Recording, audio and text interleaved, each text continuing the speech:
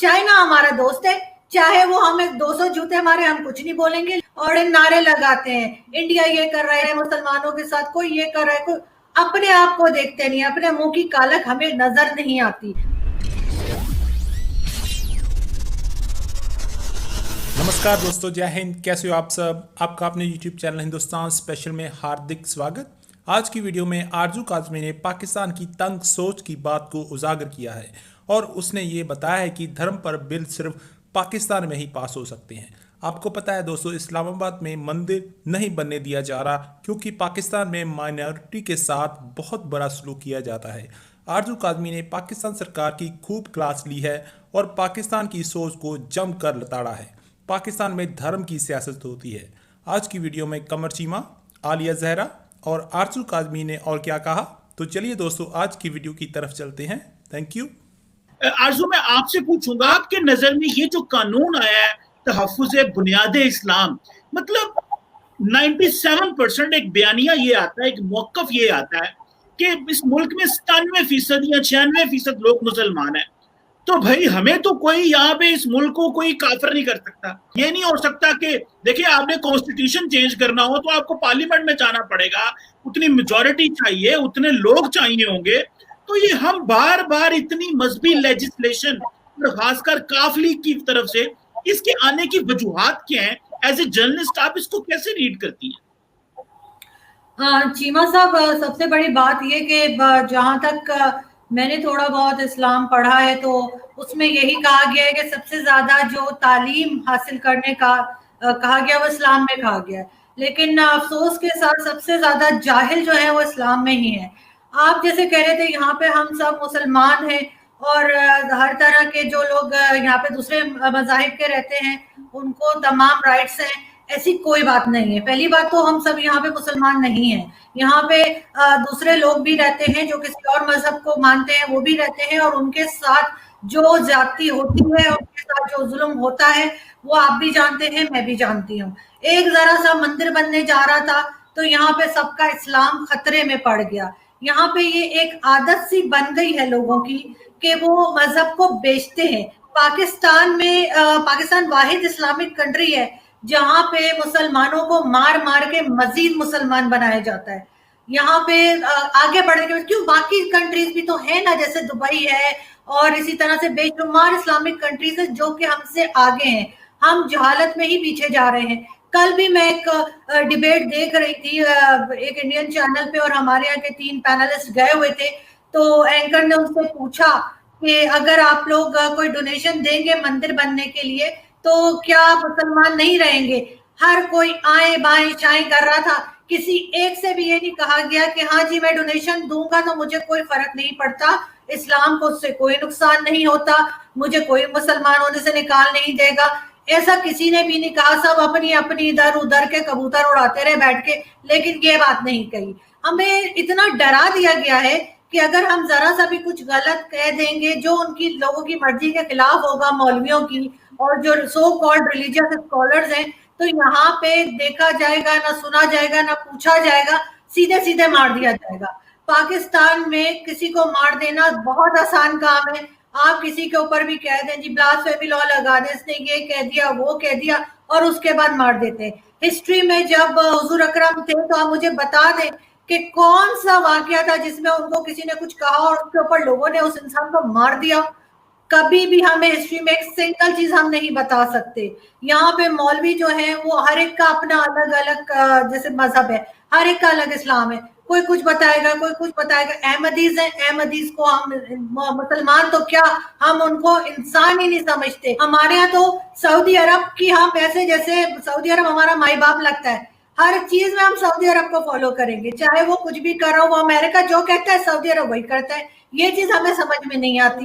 लेकिन हाँ, भारत हमारा दुश्मन है जो हमारी जबान समझता है, हम जिसके जैसे कपड़े पहनते हैं, जिसके जैसे दिखते हैं, जिसके जैसे बोलते हैं, जिसके जैसे खाने खाते हैं, वो हमारा दुश्मन है। वैसे दुश्मन तो है, ये तो आप ये करें, समझ नहीं आती।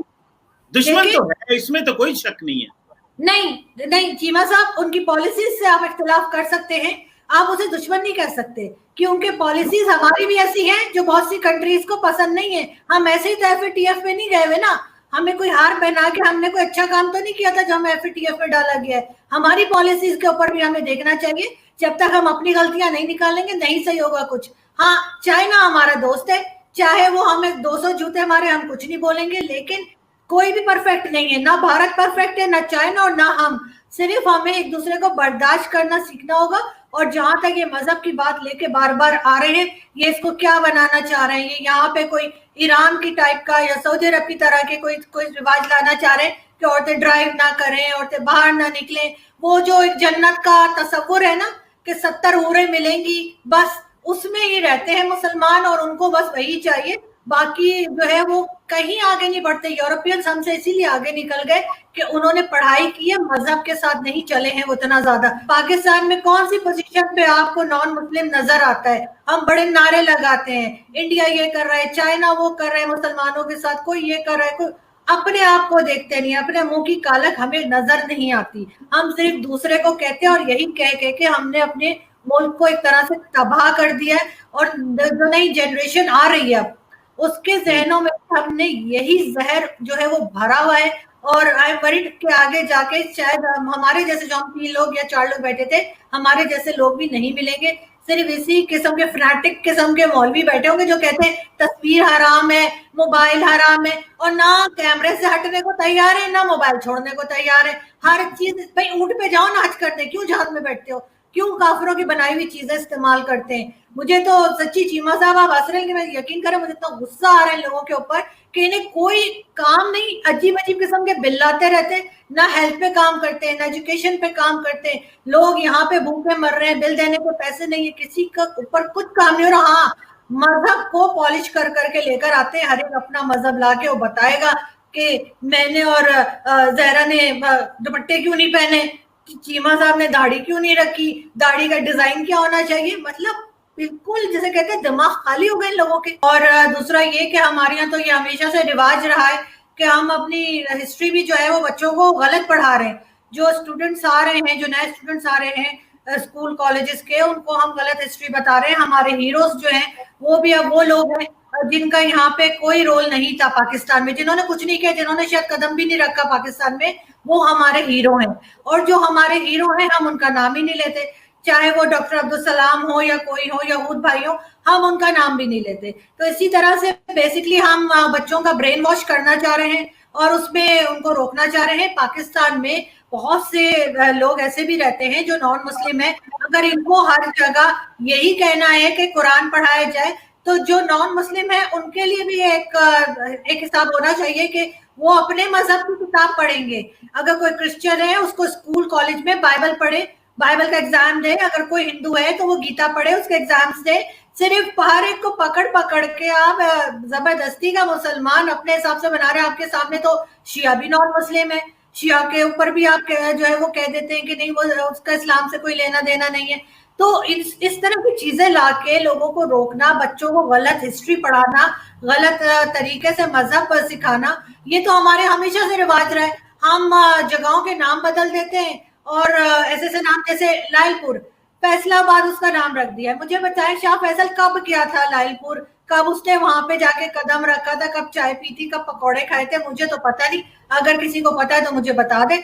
लेकिन सबसे पहले तो हमें ये सवाल करना चाहिए कि ये जो लोग डिसाइड कर रहे हैं कि कौन सी किताबें बैन होनी चाहिए, कौन सी, इनकी अपनी क्या एक्सपर्टीज है, इन्होंने क्या पढ़ा है, इन्होंने कौन सी हिस्ट्री है जो ये पढ़ते हैं, उनका एजेंडा क्या है, ये क्या समझते हैं कि पाकिस्तान को क्या बनाना है।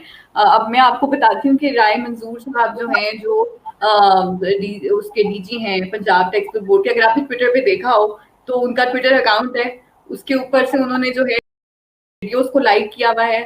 मतलब वो इस तरह की चीजें खुद देखते हैं, एंटायर इस्लाम की होने की वजह से वो बुक्स के ऊपर पाबंदियां लगा रहे हैं, लेकिन वो ये करते हैं, उन्होंने खवातीन की पिक्चर्स पे जाके नीचे लिखा हुआ है कि शर्म आनी चाहिए और इस तरह की मोरल पुलिसिंग की हुई है। तो मतलब वो उनका अपना क्या कॉन्डक्ट है, ये भी तो हमें देखना चाहिए ना। ये कैसे वो डिसाइड कर सकते हैं कि ये कौन सी किताब बैन होगी और कौन सी नहीं, उनकी क्या उस मैटर के ऊपर उनकी क्या इतनी गिरफ्त है, क्या वो सोच अपनी कोई रखते हैं कि कौन सी जो है वो, और उनको क्या पता है पाकिस्तान का जो इंटेलेक्चुअल जो एक होना चाहिए हमारा लेवल, उसके बारे में।